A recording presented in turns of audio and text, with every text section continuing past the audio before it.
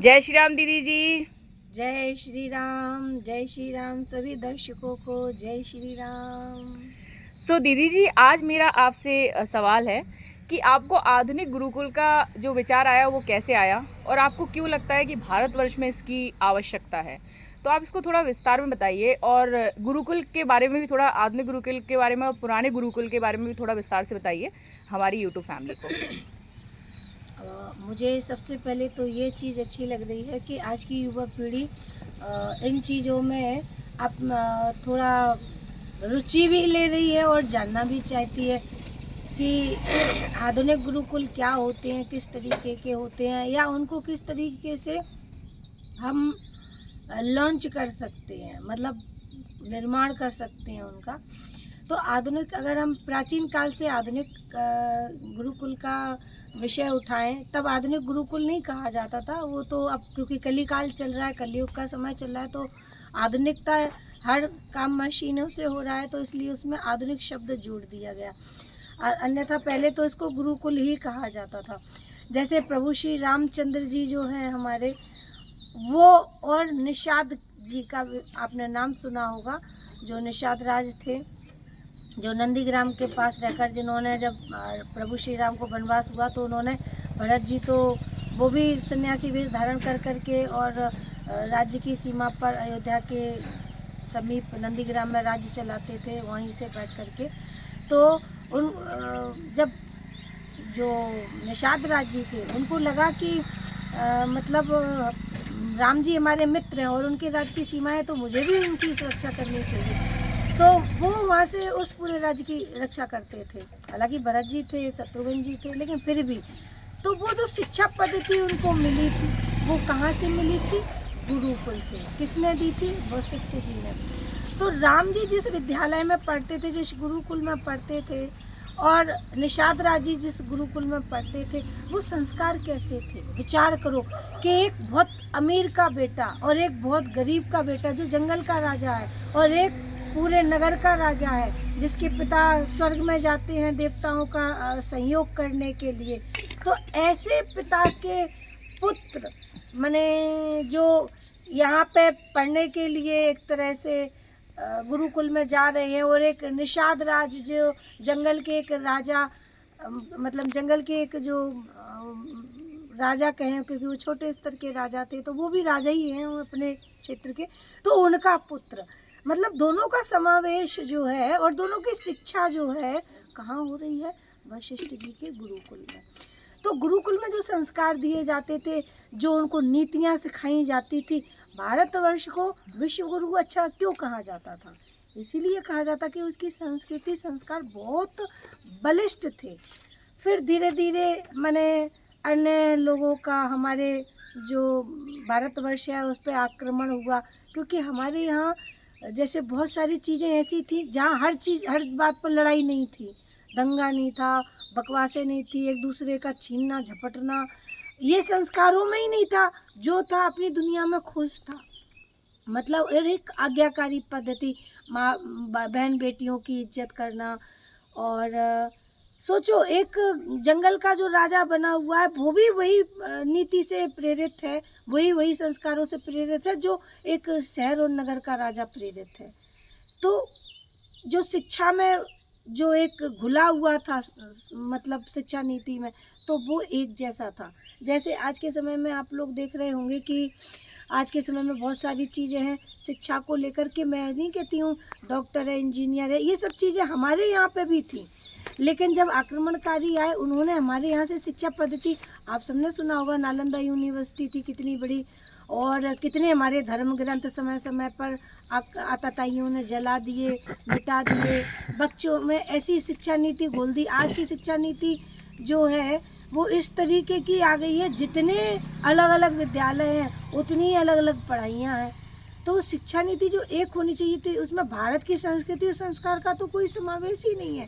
अब जिनके घर में बच्चे पढ़ रहे होंगे उनको ज़्यादा, अब मैं भी कभी सोचती हूँ, जैसे मैं अब इस लाइन में आ गई, मैंने भी आधुनिक जो हमारी एक तरह से कॉलेजों की, स्कूलों की, विद्यालय की शिक्षा थी, मैंने भी वो प्राप्त की। लेकिन जब मैं कभी कभी सोचती थी कि मैं संस्कृत सीखूं, संस्कृत में श्लोक बनाना सीखूं और संस्कृत अच्छे से पढ़ना सीखूं, उसको जानूं, तो ऐसे टीचर नहीं मिले मुझे। तो मेरे यहाँ जब मैं हाई स्कूल का मुझे याद है, मैं हाई स्कूल में थी तो एक शिक्षक थे, तो वो जैसे इंग्लिश में ट्रांसलेशन करवाते थे, तो इंग्लिश में जैसे उन्होंने सेंटेंस बनवाया वो हिंदी में उसको हमने रूपांतरित किया। तो मैंने एक दिन पूछा, मैंने कहा सर क्या हम इसको संस्कृत में भी बना सकते हैं? सर बोले हाँ बना तो सकते हैं। तो मैंने कहा सर हमें बना के दिखा। और उनको थोड़ी थोड़ी आती थी। सोचो वो टीचर थे, उनकी भी गलती नहीं थी क्योंकि उनको भी पढ़ाने वाला संस्कृत कोई नहीं था। तो वो जो एक तरह से हमारी शिक्षा का जो ह्रास हुआ या जो मिट गई, कोई भी चीज़ कितने दिन चलेगी जब उसका कोई सर्वाइवर नहीं होगा, उसको आगे बढ़ाने वाला, उसको प्रमोट करने वाला नहीं होगा, उसका संवाहक नहीं होगा कोई, तो वो कितने दिन चीज़ चलेगी। हमने तो ये तक सुना है कि हमारे आज जो धर्म ग्रंथ हैं ये लोक श्रुतियों से, मतलब वो जो सब जला दिए थे उसके बाद एक दूसरे को सुना सुना के फिर इनकी रचना की गई।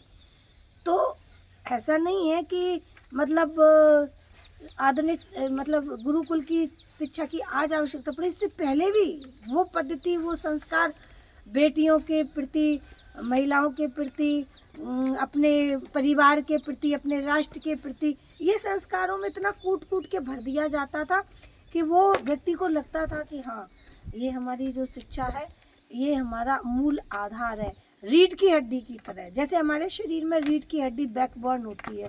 एक हम इंग्लिश में कहावत भी बोलते हैं, वो मैं इंग्लिश में तो नहीं बोलूँगी, हिंदी में बोलूँगी उसको, कि अगर आपका धन खर्च हो गया या धन चला गया तो समझो कि आपका कुछ भी नहीं गया, आप धन फिर कमा सकते हो। आपके शरीर में से कुछ पार्ट खराब हो गया, कुछ चला गया तो समझ लो कि आपका थोड़ा बहुत हानि हुई है। लेकिन आपका चरित्र ही चला गया तो बोलते थे कि आपका सब कुछ चला गया। तो वो चरित्र का निर्माण वो कहाँ से आता था? उस शिक्षा से आता था। चरित्र हमारे शरीर में रीढ़ की हड्डी की तरह होता था। जैसे रीढ़ की हड्डी की वजह से हमारा पूरा शरीर स्थिर रहता है, उसी प्रकार चरित्र से हमारा समाज स्थिर रहता है, समाज रूपी शरीर स्थिर रहता था। लेकिन वो कहीं ना कहीं विदेशी शिक्षाओं से, और कुछ लोगों की ये नीति रही है कि भारत में प्रतिभाएं बहुत पैदा होती हैं, क्योंकि जीन्स जो होता है ना, आजकल डीएनए बोलते हैं उसको, जीन्स बोलते हैं। तो वो जो खून, जो ब्लड में जो एक तरह से कहते हैं ना ईमानदारी है, दया भाव है, ये भूली हुई होती है, वो कोई छीन नहीं सकता है, हर नहीं सकता। कहते हैं ना विद्या जैसे विद्या कोई छीन नहीं सकता, चुरा नहीं सकता, बांट नहीं सकता। उसी प्रकार आपके जीन्स में, आपके नस्ल में वो ईमानदारी, वो देशभक्ति, वो पैतृक आती है, तो पीढ़ी दर पीढ़ी चलती आ रही है। हमारे परशुराम जी के जो संस्कारों में घुली हुई थी, जो हमारे वशिष्ठ जी, जो विश्वामित्र जी, जो हमारे प्रभु श्री राम, तो वो पीढ़ी दर पीढ़ी चली आ रही है। इसलिए भारतवर्ष के जो बच्चे हैं ना, आप देखना बहुत प्रतिभाशाली होते हैं। अब उनको एक तरह से कहीं और ही वे में बदला जा रहा है। तो इसीलिए भारत में गुरुकुल की सबसे ज़्यादा आवश्यकता है कि वो अपनी जड़ों से जुड़ करके चलें, और अपनी अपनी संस्कृति, अपने अपने संस्कार हैं। यहाँ बच्चे पढ़ने आते थे देश विदेशों से, भारत में एक बड़ी बड़ी हब हुआ करते थे, पढ़ाई के शिक्षा के केंद्र हुआ करते थे, जो अब आतताइयों ने नष्ट कर दिया। अब उनकी पुनः स्थापना की आवश्यकता है। जैसे हमारे चंद्रगुप्त मौर्य, जिनको विष्णुगुप्त मौर्य भी कहा जाता था, चाणक्य जी, उन्होंने करी। तो मैं उस परंपरा को आगे लेकर चलना चाहती हूँ, और नारायण बाबा केदार से यही प्रार्थना है कि प्रभु हे माँ भगवती आदि शक्ति सरस्वती मुझे इस कार्य में सफलता प्रदान करें। और जितने भी दर्शक मुझे सुन रहे हैं, क्योंकि इतने बड़े पुनीत कार्यों में बड़े स्तर पर धन की आवश्यकता पड़ती है, तो क्योंकि मैं सब निःशुल्क चलाऊंगी, खाना पीना रहना बच्चों का सब निःशुल्क होगा, तो उसके लिए आप मुझे, जो भी दर्शक सुन रहे हो या जो देने में सक्षम है, सहायता करने में सक्षम है, वो हमसे संपर्क करें और इस गुरुकुल के निर्माण में आगे बढ़ चढ़ कर भाग लें, और फिर देखें कि देखो कितना सुंदर गुरुकुल निर्माण होता है। तो हमारा भारतवर्ष महान बने, हम उसके लिए इस मुहिम को आगे चलाना चाहते हैं। आप सभी दर्शकों ने हमें प्रेम पूर्वक सुना, उसके लिए बहुत बहुत धन्यवाद। जय श्री राम, जय हिंद, वंदे मातरम। दीदी जी ने हमें काफ़ी अच्छी जानकारी दी गुरुकुल के संबंध में। तो अगर आपको ये वीडियो अच्छा लगता है, आपको ये जानकारी अच्छी लगती है, तो आप अपने फ्रेंड्स और फैमिली के साथ शेयर कर सकते हैं, और जो भी सहायता करने में सक्षम है वो हमें सहायता कर सकते हैं। डिस्क्रिप्शन में हमारा कॉन्टैक्ट नंबर आपको मिल जाएगा, तो आप हमें डायरेक्ट संपर्क भी कर सकते हैं। वीडियो देखने के लिए आपका धन्यवाद। आपका दिन शुभ रहे।